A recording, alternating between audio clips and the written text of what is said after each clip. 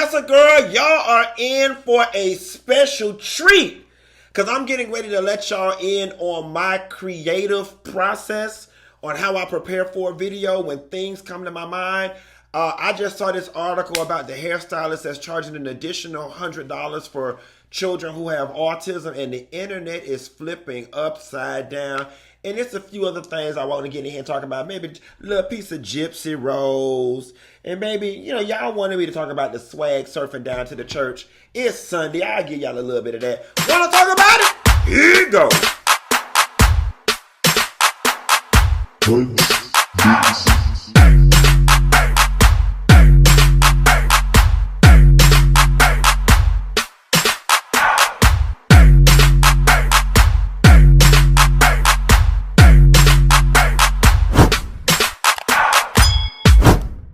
Now, Nessa girl, this might be the first time in life I don't ever did a damn video on a Sunday because I don't mess with Sunday. Sunday is my lay down in my drawers and watch Netflix day. Anyway, I just came home from brunch with my good girl Lynette, and I climbed in bed and I'm scrolling through Instagram, deciding am I going to take an edible and just completely be a loser for the rest of the day, or am I just going to lay down and rest and watch a little reruns of the Jeffersons and Charles in Charge. I don't know, but while I was in the process of trying to decide, I'm scrolling through Instagram and I saw people are up in arms about, or have mixed reviews rather, about this hairstylist who on her website charges an additional $100 for children with autism. And I said, ooh, this is going to be a great video. Could be a great video, great conversation. And then I said, all right, I put it on my to-do list. And then I started thinking about it and I said, stop. I said, you know what, Q? Why not think out loud on camera like you do? So I'm going to say this first. First and foremost, I have not thought about this topic at all, right? Trigger warning.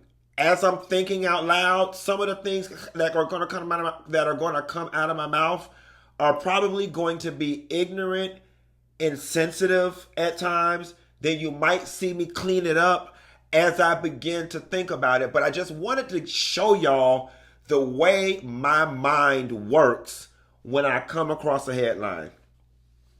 So immediately, the first thing I thought was, that's wrong. That's wrong. That's wrong. That's wrong. That's wrong. Like, ooh, that's wrong. She finna get sued. Like, who does that? And then I scrolled through one of the comments. It was one of my friends that has done my makeup before. She did a makeup on Dish Nation. Cherry, hey Cherry, Makeup by Cherry, and Cherry pointed out that she has worked in salons with children who were autistic, who were pleasant just as long as they had their electronic devices.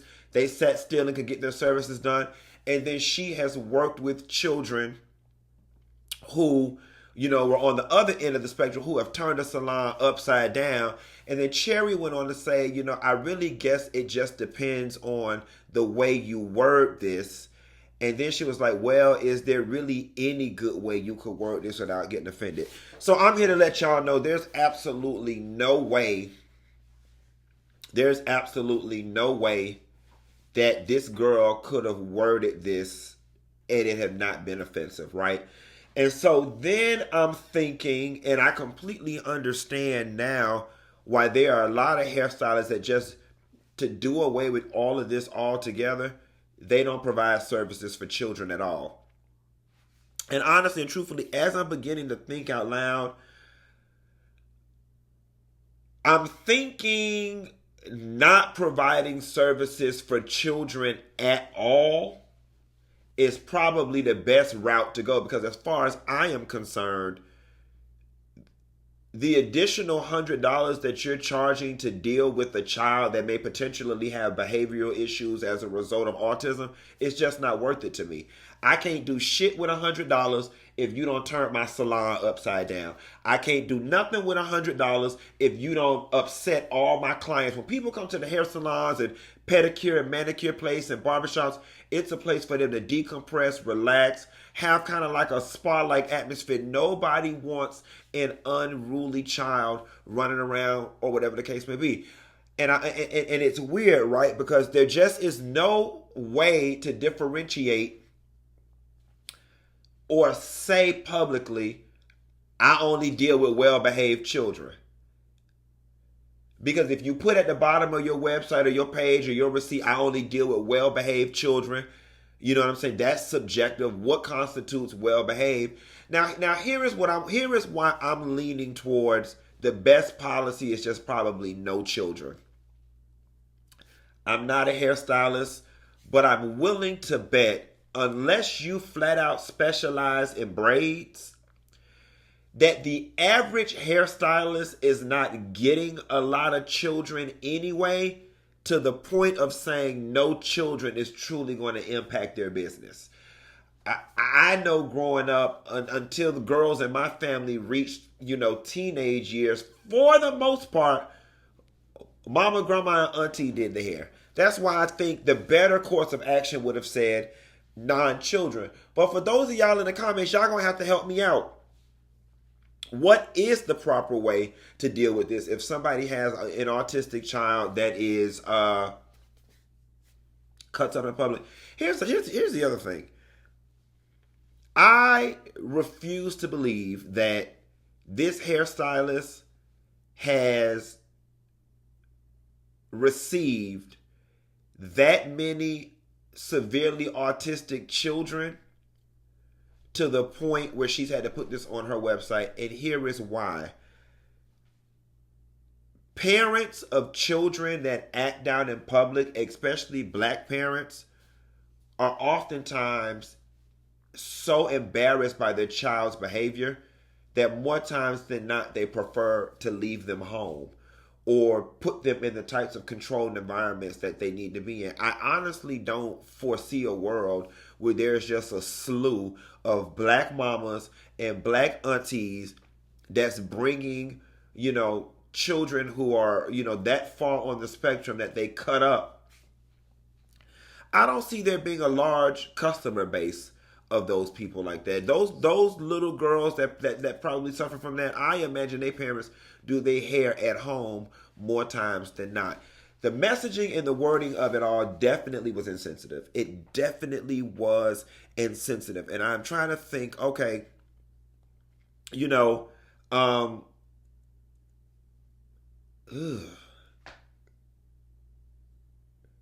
All right, I'm finna be mean for a second. Regardless of what a person's disability may be or impairment, nobody wants a difficult customer in their chair, in their salon, in their space. Nobody wakes up on a Saturday morning and gets to a salon at 8 o'clock that morning and leave at 10 o'clock that night to deal with somebody's child, okay? And I was about to say somebody's badass child. And I'm smart enough and sensitive enough to understand that you can't call a child who has autism bad or whatever. But to the general public, if we're just sitting in a salon, that's how the average person is going to process it. Will somebody get this badass little girl and make her sit her ass down for a pop her ass? All right, that is how the average person is going to process that. And it's unfortunate that your child or your family member was born with this affliction. Nobody wants to deal with it. Now, is it right if you choose to deal with it to do an upcharge? The thing for me, and I know I always yell, pay me for my pain. I just don't know what the additional $100 does for you in the case of dealing with the autistic child. I'm not well versed in autism. I don't have children. But I imagine the issue is they become fidgety, impatient, want to run around. They move a lot. I really don't know how the additional $100 helps you in that situation. It would seem to me it would just be easier for you not to service them at all. It definitely feels as if though you about to get a call from somebody's lawyer or from the America Disabilities Act people, because I just kind of don't think that you can charge people additional for having a medical impairment. That's just like saying, come to my restaurant, but people in wheelchairs got to pay extra $50. You know what I'm saying? It's like, I don't quite think that's legal. So, those of y'all out there in that's viewing this, y'all drop down in the comments and let me know what y'all think about how this could be handled. Honestly and truthfully, I think the best course of action is no children at all, because I don't think that you're getting.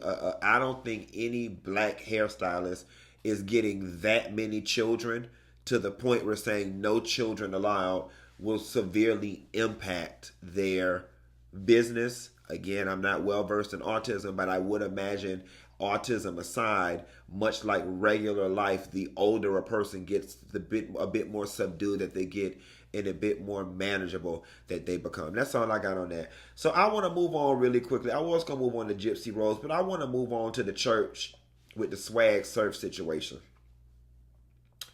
My friend Tanisha Polk had called me the other day, and she said, Q, I want to run something by you.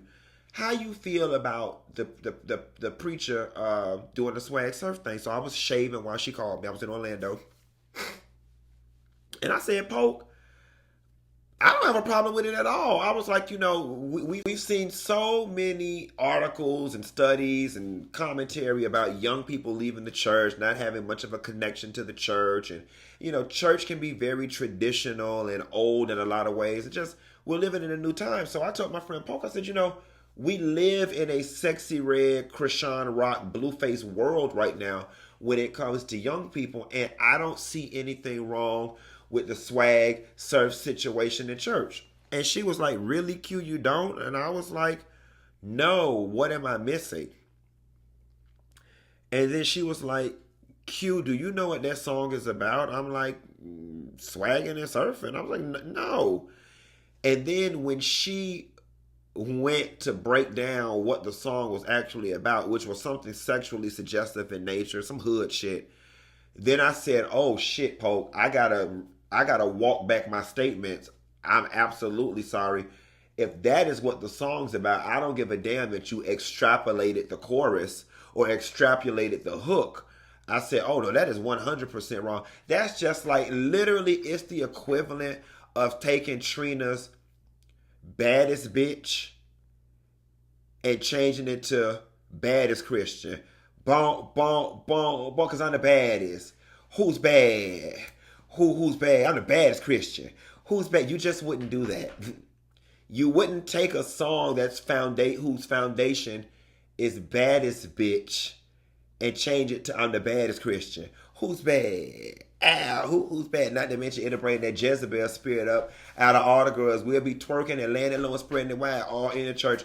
Not that we ain't already doing it in the bike and in Sunday school and that vacation Bible school, but that's a whole other video for a whole other day. When she broke down to me what the lyrics of the song were, I was like, that's all types of inappropriate. I'm gonna tell you what happened. I'm gonna tell you what happened. What happened with the person who approved this to happen was equally as innocent and ignorant as I was when she brought it up to me. When my friend Tanisha said that to me, I did not think anything of it. I'm like, it's cute. Let the young people do like this. The older person that approved it, they were thinking the same way I was thinking. They probably also took it a step further and never thought that a younger person would be stupid enough, bold enough, or have the audacity to even try to come at them with, a vulgar or non-church appropriate song and suggest that we remix it for church, because they would imagine that they was raised with some damn sense. And I literally was on the phone ready to roll my eyes and go off on my friend Tanisha, because I'm like, girl, when the hell you became so damn holier than thou? It's not that big of a deal. And here I go, well, what's the difference between swagging and surfing in church and Kirk Franklin doing stomp? GP, are you and Pepper, Salt rapping on it? What's the difference? And like I said, I am sure the person who approved it was thinking the same way I was thinking, that, oh, it's just a cute little dance, when lo and behold, it's bigger than the dance. Now I'm going to tell you something. This speaks to a larger point. I'm almost ashamed to even say this, but I am 40 years old, and do y'all know that I have not comprehended maybe 85% of the songs that I sing? Like, I know the words, I know the chorus, the hook, and all the ad libs, but I have not processed in my mind what these songs are talking about. And that's me. I'm the person that be in the club just singing, singing, singing, and for whatever reason, my brain doesn't compute what it is I'm singing. And it takes me being around certain friends in social settings for them to be like, you know, this song was about what? And then I have to pause and go back and look at it, and I'm like, oh, crap, I never knew that. I've been singing this song for over 20 years. So anyway, that's what I think about the church. And last but not least, Gypsy Rose. What can I say about Gypsy? There's what I want to say, and there's what I'm supposed to say, and then there's what's the proper thing to say. Now, what I want to do? What y'all want me to do? What I want to say or what I'm supposed to say? It's Sunday, Lord. The Lord ain't working on me today. He made me who I am, and he made me perfect in his image. So I'm going to say what I want to say. I don't feel no ways tired about her mama being dead.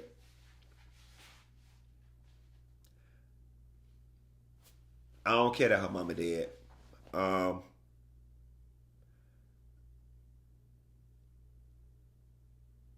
don't care that Gypsy Rose contributed to her mama being dead. Now, as a human being, as a God-fearing human being, it's not my job to punish anyone to death, and it's not my place to say, somebody deserves to die. And for the record, I'm not a fan of capital punishment, right? Like, I don't believe in the death penalty. I don't believe in legal injection. I think it's very hypocritical. And I think it's barbaric and primitive. How can you be in prison for murdering somebody, and then I murder you in return? Like, what gives me the moral authority to decide that my reason for murdering you has more validity than your reason for murdering person X? We both are murderers. It's just that I've been given a platform and a pedestal and the moral authority to say that you're wrong. And honestly and truthfully, none of us have the moral authority to make any of those types of decisions. So for that reason alone, I don't believe in the death penalty, but I don't give a fuck that her mama dead. I really don't. I really don't. I just don't.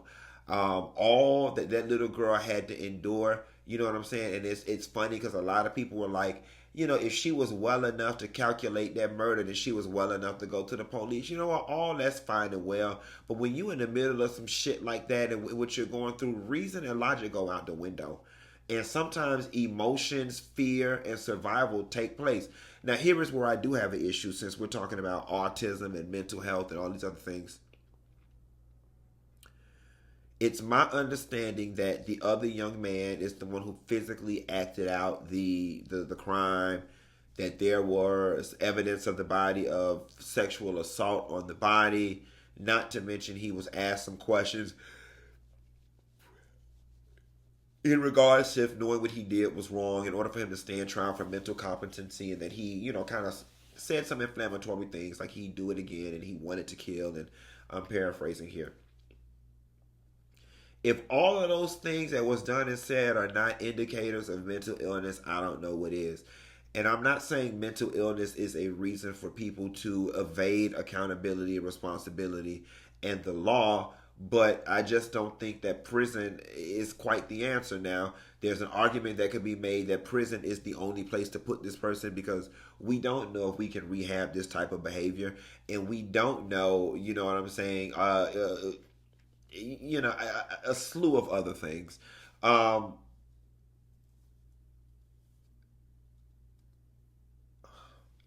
just feel like him and Gypsy should have got the same amount of time for the murder, and maybe he could have got a little extra for the sexual assault and stuff. But clearly he's sick. And I also think that he was a victim. I also think that the young man who operated in tandem with Gypsy Rose is a victim as well. That it doesn't take much to manipulate a sick mind or a weak mind. Y'all, I am so damn sleepy. It doesn't take much to manipulate a weak, poor, sick mind. And that's what happened. And Gypsy is savage as fuck because she went in talking about, well, I served my time and, now he has to serve his. I mean, Gypsy, I need you to be a little less cavalier about it. You know what I'm saying? Yes, your mama did some fucked up shit to you. Yeah, I don't give a damn that she did, but bitch, you killed her. You know what I'm saying? Like, all right, OJ Simpson, like, you need to calm down. In American society, we need to be better because we don't need to be platforming these people. And Gypsy Rose should not be a celebrity. All right? What I don't want to see next week, next month, is Celebrity Fight Club featuring Gypsy Rose. Hollywood breakup with Gypsy Rose. We have got to stop making people celebrities for the wrong reason. She did this interview with Deborah, what am I call it? The dark woman. That's the bomb ass news anchor. I forgot her last name. Deborah. Somebody will tell me. She did it with Miss Deborah. That needs to be it, Gypsy. We don't want to see you, Casey Anthony, Mary Kay Letourneau, Lorena Bobbitt, Heidi Fleiss. None of y'all deserve to be celebrities because of y'all crimes. All right, but look what it said. Gypsy's got a man at home. I hit my notes. Gypsy got a man at home. And what we got, we sit up here running our damn mouth. Man. This shit done made me mad. Now I'm finna get off how Gypsy get a nigga? And she say he got some bomb deep. Let me get off this thing. I'm about to get in trouble. Bye.